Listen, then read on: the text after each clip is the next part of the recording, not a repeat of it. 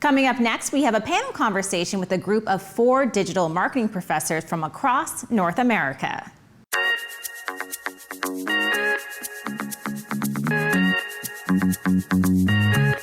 Welcome, Ensemble. How you doing? I'm Jason Dojc in Toronto from Seneca College, and we're here. We've got a panel of professors from coast to coast. So let's start on the East Coast with Stacy Smollin-Schwartz. Hi there, I'm Stacy Schwartz, and after about 25 years working in the digital marketing industry, I've become a full-time professor at Rutgers Business School of Marketing and Digital Marketing, and I oversee our master's program for digital marketing as well. Hey, I'm Scott Cowley. I'm a professor of marketing at Western Michigan University in Kalamazoo, Michigan, and I oversee our digital marketing undergraduate program here.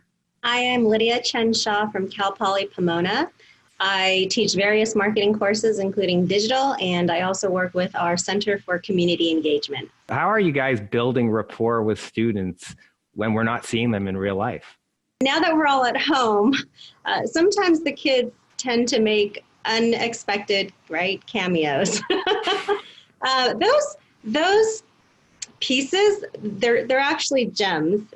They humanize us as, instructors, professors to our students. It helps them to know that we are operating in our own home and kind of crazy, not completely perfected, definitely not perfected, fully imperfect environments, but in the most wonderfully perfect way. I found the best conversations organically happen in those office hours where 6 show up and then someone asks a question that raises a conversation with another student, and then I sit and watch them talk for 10 minutes about something, and that raises a question for me, and a lot of organic things happen out of those. So I appreciate those as well. In March, I sent an individual email out to every single student in my class just to see how they were doing, right? That takes time.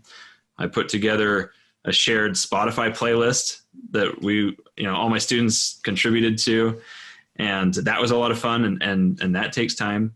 But I am still looking constantly for opportunities to engage students one-on-one wherever I can, because then that's where I really get to know, hey, how are they doing? What are their needs?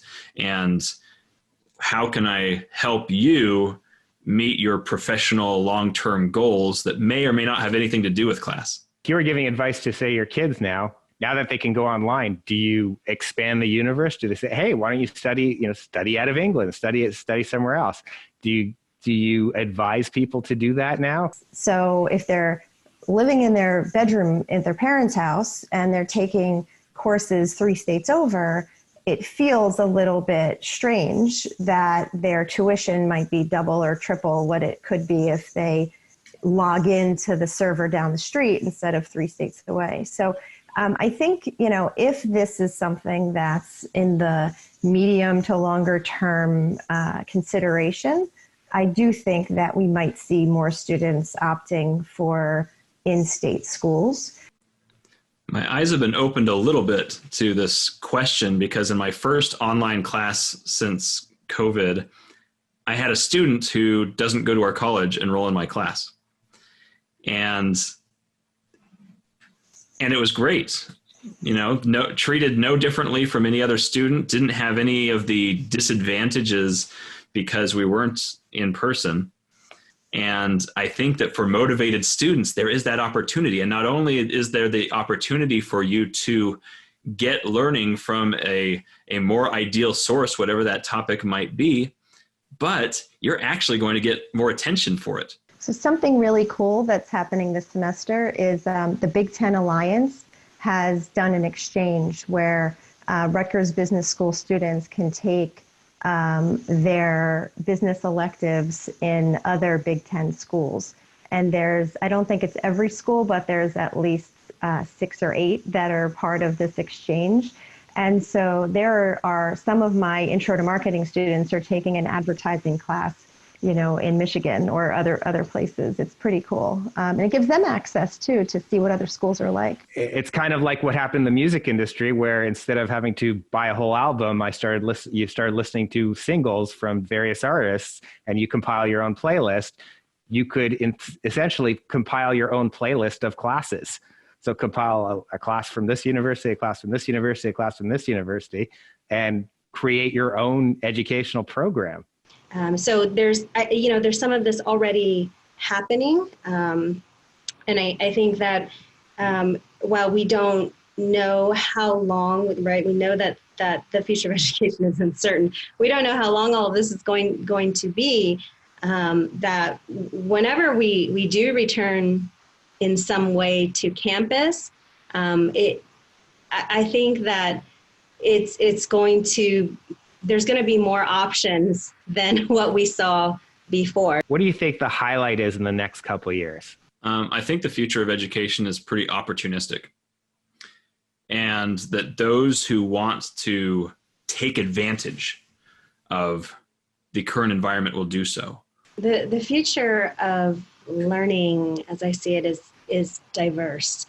And this comes from the methods, the inspiration, the types of students. I think that as educators, our future is really understanding and being confident in where our value lies, and making sure that we don't just, have the marketing myopia that we teach students not to have, and we adapt to what the market wants while being mindful of the fact that we can see the future better than the students can. In other words, we're obligated to teach them the fundamentals that never change in our changing world, and we're obligated to teach them the technologies they need to get a job tomorrow.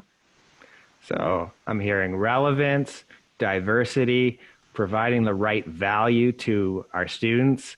And I would add the future of education is, in a way, a lot like the past of education, teaching our students how to think. I think technology goes really quickly, but human evolution goes really slowly. And if we teach students how to think, how to build the right things, then we'll keep our relevance to them, as opposed to the technology companies who teach how to use our thing. We're going to teach them how to pick the right thing to use.